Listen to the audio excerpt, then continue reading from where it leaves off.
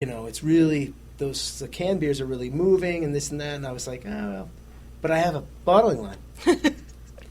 And for years, Tom, our brewmaster, and Peter had talked to me like, oh, we should go to cans. It's so much, it's more economical. It's in, glass isn't recycled, all these different reasons. But, we've done a lot of growth and change over the past couple of years. We moved 3 brew pubs. We've built new places. We carry a lot of debt, and we're just, constantly focusing on, big moves that we've made. And so going to the bank and saying, oh, I'm going to go to all cans was like kind of overwhelming because we just got done with 2 rebuilds and property purchases and stuff. And John, one of my guys that's been with me since '99, he's like, well, you guys will make it happen. Yeah. And I'm like, huh. And Peter's like, do it in 4 months. Peter's our head brewer. Like, what are you talking about? We just went through this whole rebrand. What are you talking about? So my mind gets cranking on it and just start talking to my partners, Brad and Tim, and it'd be kind of neat to. I really like Simmer Down. I really like that in a can. It would really work in different places, and I started investigating the costs of sort of transitioning. And there wasn't a lot of information out there about a brewery. We were about 8,000 barrels a year. There's not a lot of information out there of that transition.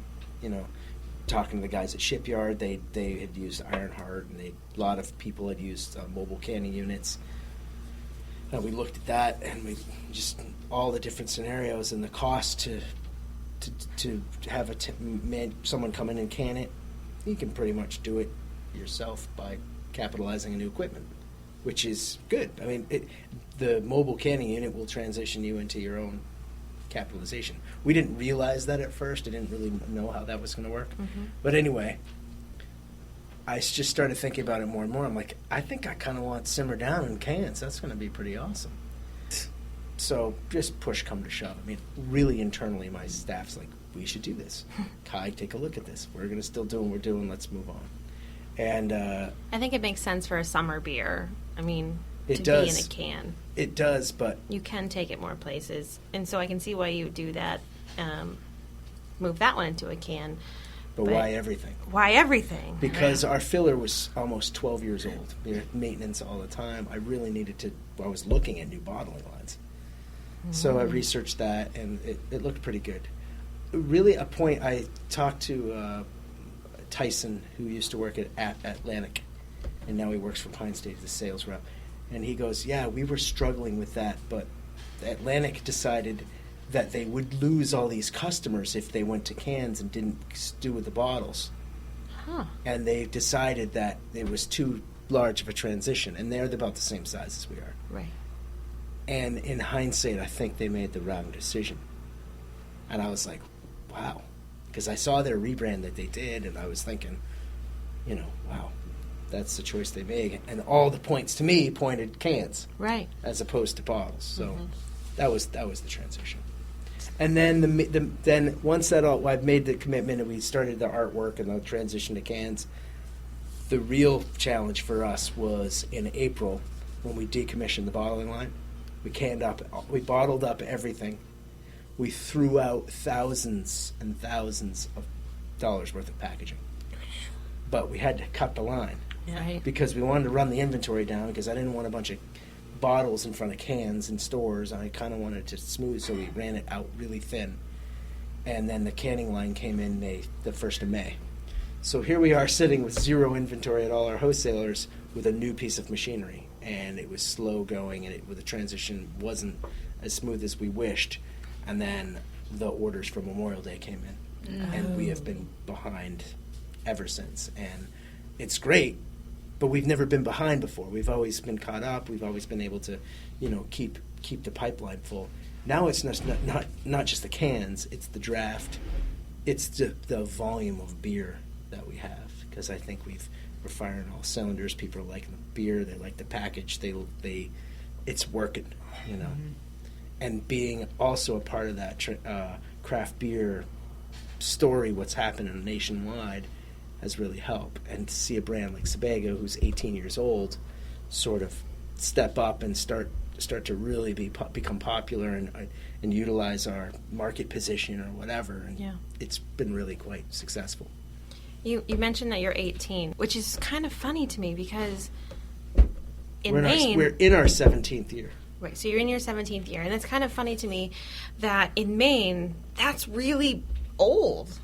That's right. But really, it's only 17 years, Right. which is not old at all. Right. And it's just the whole thing to me is just so crazy. Yeah, well, Sebago we get categorized with Ship, Geary's, Gritty's, Sam Adams, and Allagash is older than we are.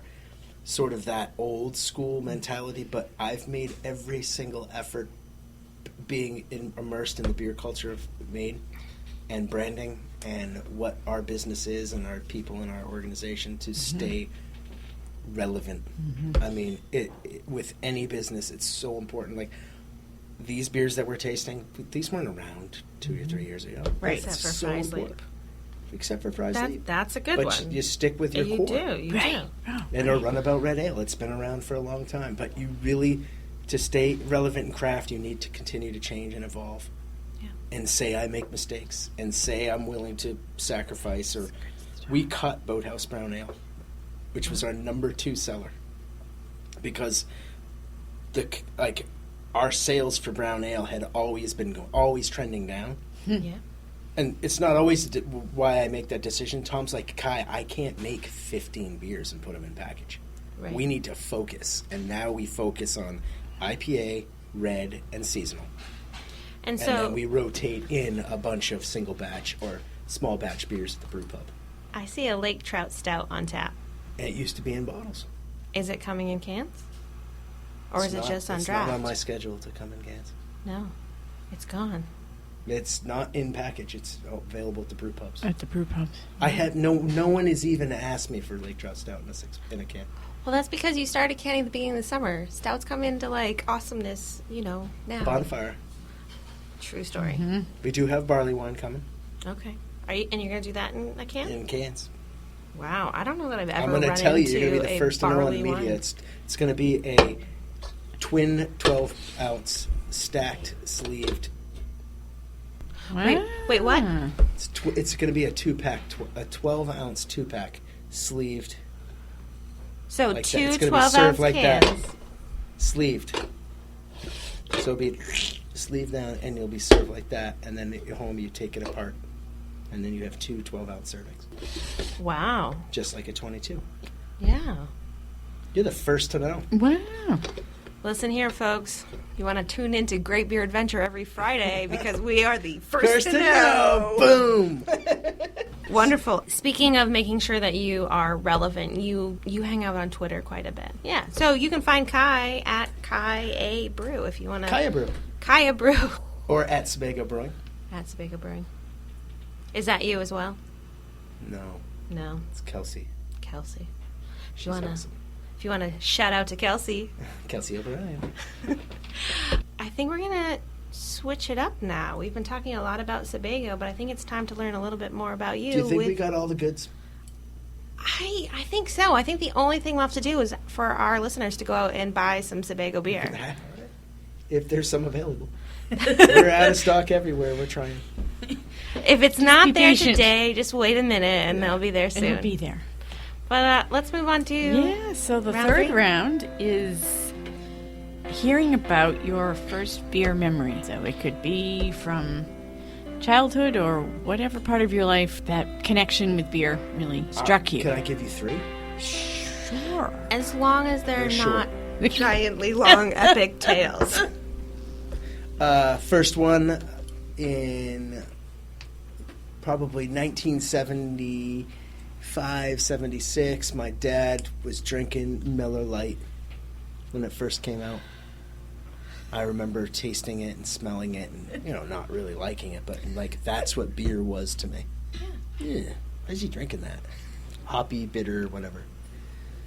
Second, my beer aha moment was in college. I went to the University of Bridgeport in Connecticut. And my friend lived on Fairfield Beach, and he got a case of Bass Ale. Mind you, I had a picture of Miller Genuine Draft on my door in college. Like, yeah, the MGD, Bob. Oh, Bob, you are from Maine. Yeah, and I drank Bush Light bar bottles in high school, and I liked Rolling Rock from the dimethyl sulfide. I don't know if that was it, but I learned what that was about after.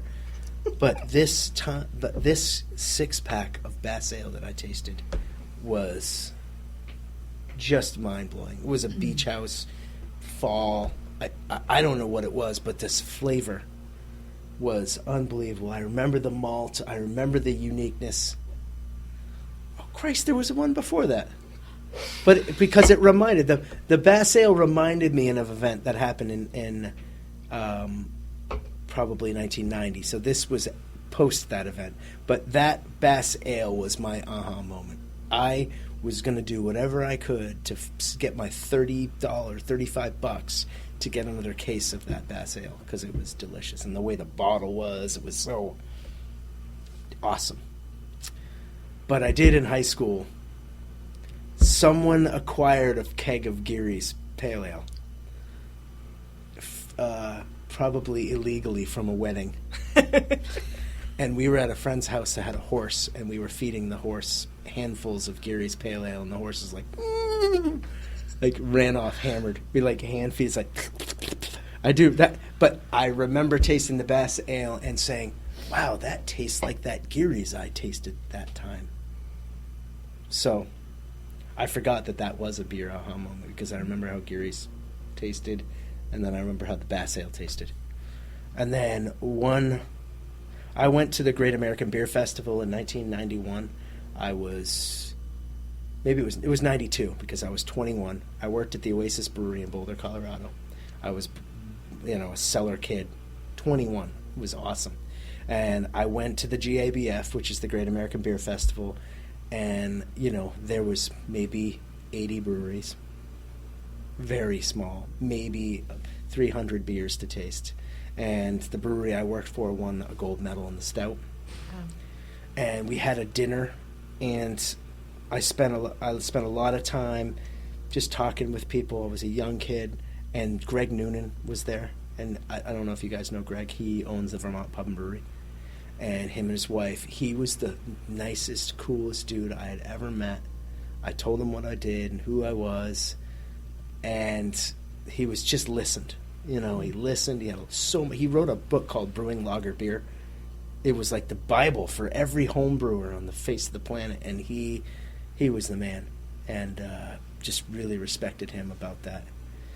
And during that time, so I moved back home. I had Hodgkins in Boulder, but I moved back home and I worked at Geary's. And then I became the head brewer at Sea Dog in Camden, and I went to this brew fest in Vermont, and Greg was there. And DL was there. I formerly worked for DL. Greg was there, and Carol Stout from Stout Brewing was there. I mean, I'm this little freaking 23-year-old kid, and hanging out with these legends of craft beer. Those were moments that were just awesome. And then 2 weeks ago, when that board was here in Portland, Maine, Steve Brandt from Free State Brewing, Steve Wagner from Stone, I got to have beers and hang out with one of my legends of beer. He's the freaking owner of Stone Brewing in my brew pub. It was awesome. It was really it was awesome, and just the list goes on. So for me, seeing those craft brewers that have been around for 20 years and 30 years, they're just as normal and cool as ever. So I hope to be that to some of the young brewers and be able to help them along. I hope to sort of be as cool as Rob Todd from Allagash, because he is very generous in the business and very helpful for a lot of small brewers. I gotta tell you, I really love this round. It's one of my favorites. I love the fact that you geek out about beer as much as I do. I love the fact that we can find all these lost memories, and I think it's definitely one of my favorites. We hear so many, because you hear everyone's stories. Yeah. Which is how you got where you are today. Right. I got lots of stories, and I love to share them, particularly because you see these new people, new startup people in the business. I've been in craft beer for 25 years. It seems like I mean, we've been in business for 17, but I've been around for a long time.